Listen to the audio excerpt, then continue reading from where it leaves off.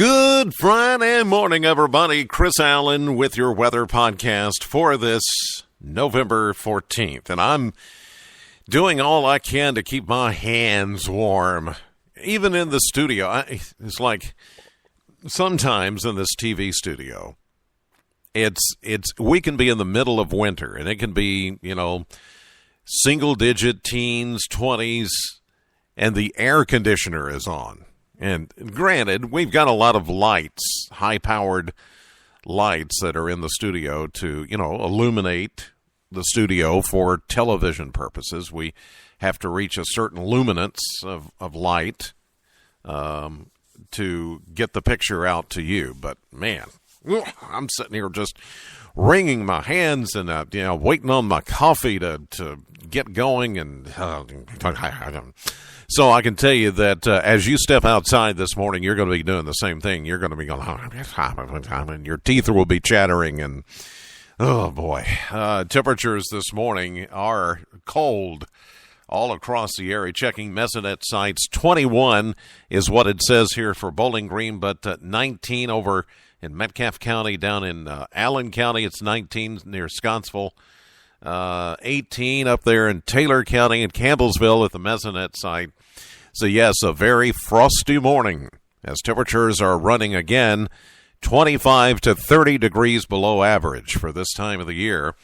We're going to see a little bit of a recovery as we get into the weekend. It will warm up just enough to keep things interesting as far as how we get what type of precipitation we get. Like, it could be some rain and it could be some snow. And it all depends on the track of a low-pressure system that will be moving up out of Texas and into the deep south as we go through time. You can see a graphic of the two scenarios that we're looking at for the weekend. If you go to my blog site, chrisallenchallenge.wordpress.com, or link to it through my Facebook and Twitter pages, you'll be able to get a link there. That will make it easier. That way you don't have to remember the URL, which is a long one. I'm going to get that changed. I mean, it's chrisallenchallenge.wordpress.com. That's a long. I'm going to try to come up with something shorter. Anyway, let's talk about this. First of all, the numbers from yesterday, 35. That was it for the high temperature yesterday in Bowling Green at the airport. That happened just before noon.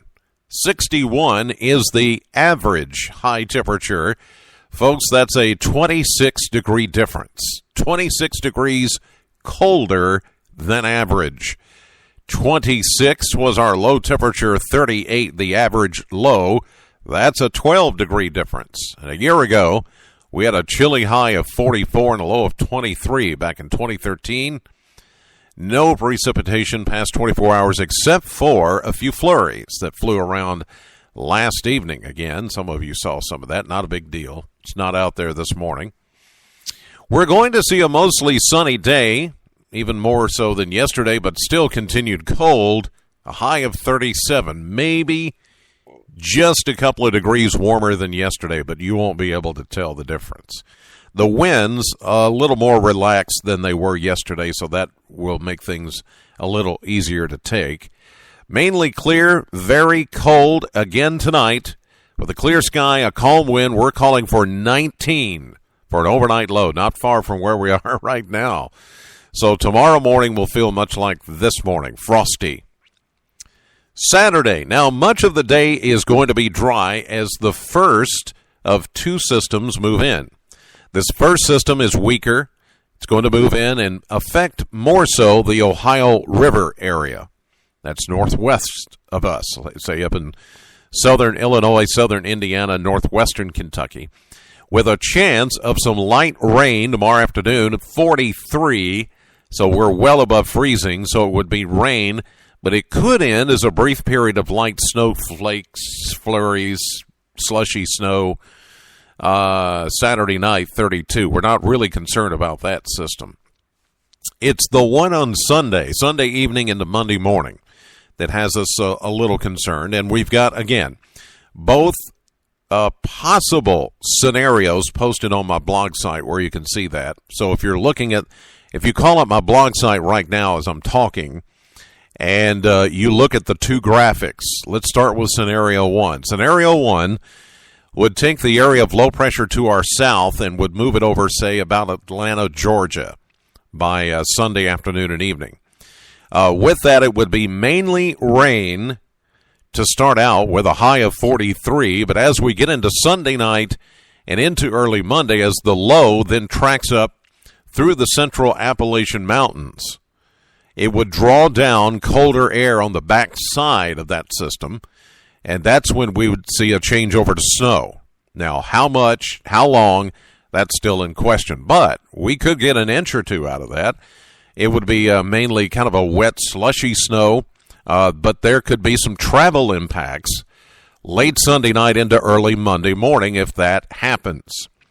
Scenario 2, that's the second graphic, would show the low tracking a little bit further northwest, a little closer to us. What that would do is it would draw in warmer air, a little bit warmer air than Scenario 1, which means we would see mostly rain and a little bit of snow, and we would be on that proverbial fence that we always seem to be on here in southern Kentucky, where it's just a toss-up, whether it's going to be rain or snow or a mix. And that would, of course, cut down on the amount of possible snow development. But I do think we're going to see some snow Sunday night into Monday morning, enough to maybe cause some travel impacts. With temperatures being around freezing, if we get enough even on grassy areas, protected areas, back roads, there could be an issue. So Monday morning, be sure to get up early, tune in early, and find out what's going on, because there could be some issues with schools. Not saying that's going to be a sure bet, but it's a possibility, depending on just how wet or how dry this system is and how warm or cold it gets.